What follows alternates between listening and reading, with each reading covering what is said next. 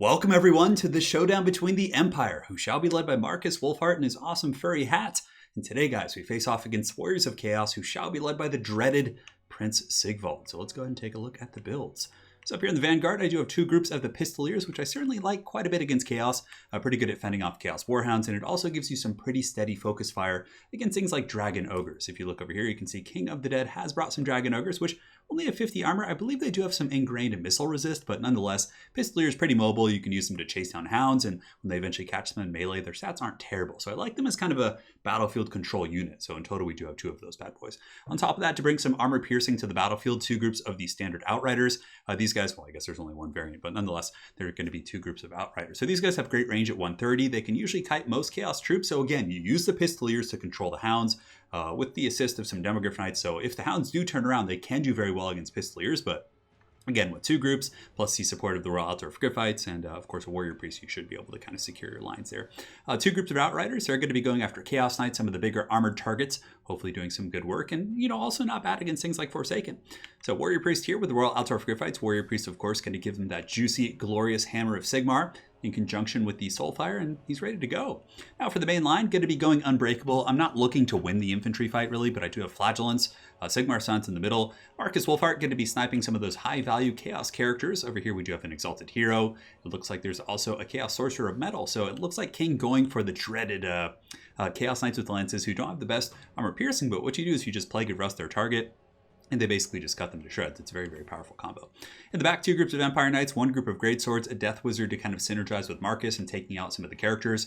That's pretty much it. So for King's army here, he does have some Chaos Warhounds with Poison. It looks like here on the far side, a couple of groups of Forsaken, and I think he has some Chaos Knights with Lances. So this is very much like a throwback to old school Warhammer 1, where Chaos used to rush with Forsaken, just bum rushing around the Empire lines. Forsaken, 65 weapon strength, 40 melee attack. On paper, they can really crush Empire infantry pretty hard, with the exception of Greatswords, but very aggressive unit. He does have a bunch of those. I think he does also have some Dragon Ogres, two groups of Chaos Knights, Hounds, Exalted Hero, Metalcaster, and again, the Metalcaster are actually very good with Forsaken as well. You can lower the armor, making their 65 weapon strength pretty insane against even things like Greatswords and Demis.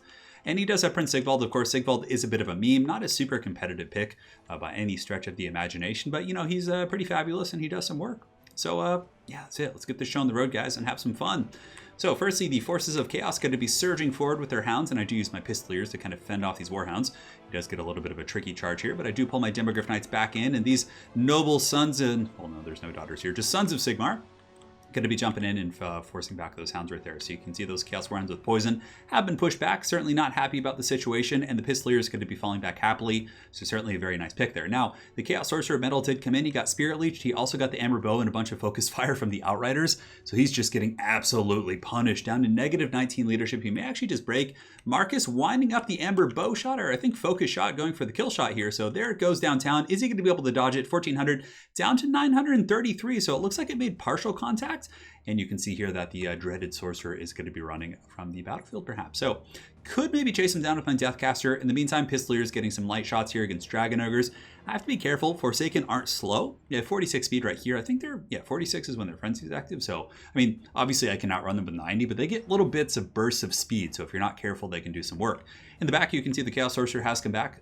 Scroll of Shielding is active, so he's going to be a little bit tankier. Some sloppy micro here allows my Pistoliers to be caught. And my Outriders, I tried to get a couple shots on those Chaos Knights, but I couldn't quite reach them with the Forsaken screening. And Buna is going to be going down on these Chaos Knights with Lances as well. So the Amethyst Wizard going on a bit of a mission impossible back here, going to be trying to get that Sorcerer. And now the mainline fighting's underway. So the Empire Knights going to be charging in to bolster the front line. And they should be okay against Forsaken. Like I said, Forsaken don't have the best AP values, so these Empire Knights should be able to kind of hold the position in tandem with these unbreakable units. Now in the back, I have Great Swords in reserve, but mainly I just want to protect my Pistoliers and my Outriders, let those guys fight hard, and here I do drop a net on top of the Dragon Ogres. I was a little bit slow in the draw there. They are able to get into melee with some of my Griffites, but I wanted to kind of halt their advance, allowing me to punish these Forsaken right here, but nonetheless he gets them in, and they're doing some work. At the back, some doggies are coming in, so I will be getting my Pistoliers, if I'm not mistaken, and switch charging, so I pull back the Outriders, I charge in the Pistoliers, and they should be able to 2v1 those Hounds and just overwhelm them with sheer numbers. Now, for the most part, Chaos's advance is being halted. Forsaken here taking some heavy poundings. The Warrior Priest doing a very, very good job just anchoring this position, giving the Soulfire Bombardment, the Shield of Faith, all those really, really good buffs, and it's certainly paying some pretty solid dividends here. Now the back pistolers are able to fend back the Chaos Warhounds, which is quite good, and the Soulfire Bombardment is going to be going down. Should do some okay work. It's not super crazy against armor, but if we look here, it does about 200 damage, which isn't bad, and the Flagellants are holding quite well, really allowing that focus fire to come in from the Outriders and some of these other troops. Now Markus Wolfhart still has been shooting this entire time. Sigvald hasn't made his way past the back line.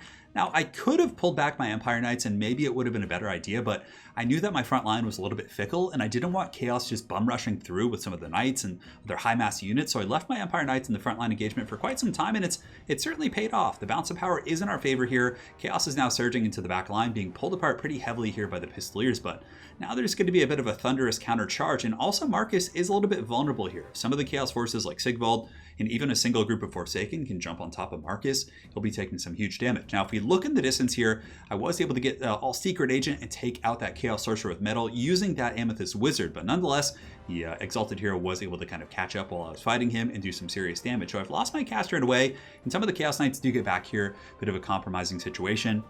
And I do lose a fair amount of Pistoliers on the initial impact. You can see another 3 models going down there.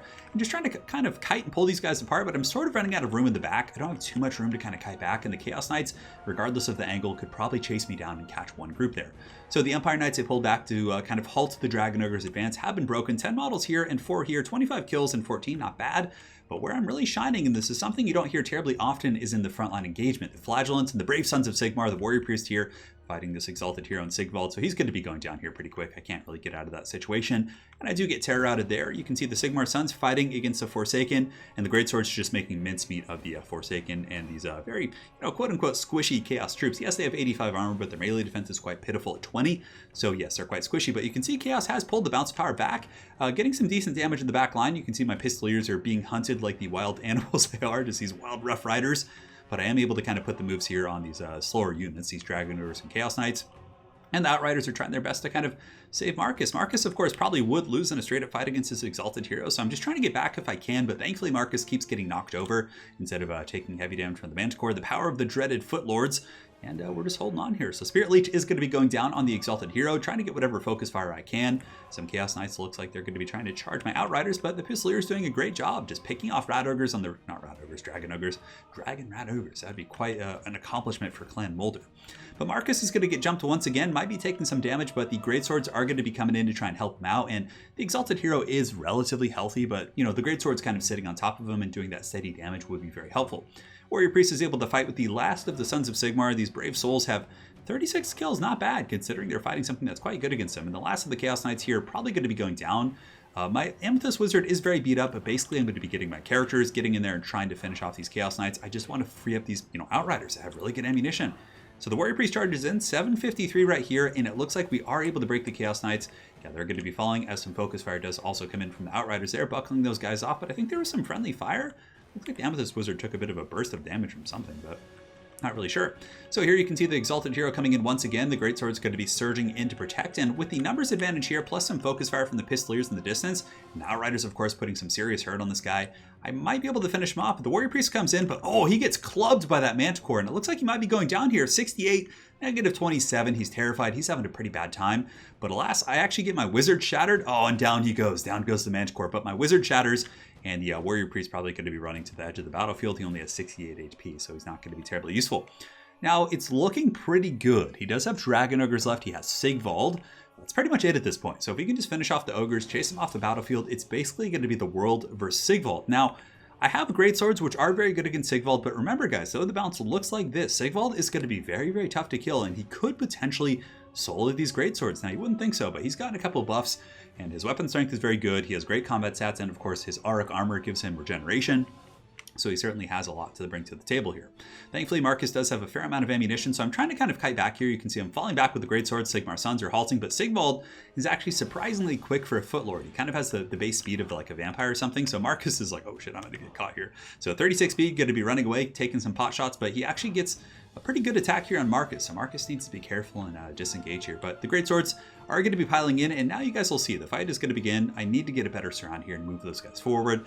And basically just blobbing isn't always necessary, so I'm just going to let these guys rest and kind of recover a little bit. But the Greatswords are fighting in here.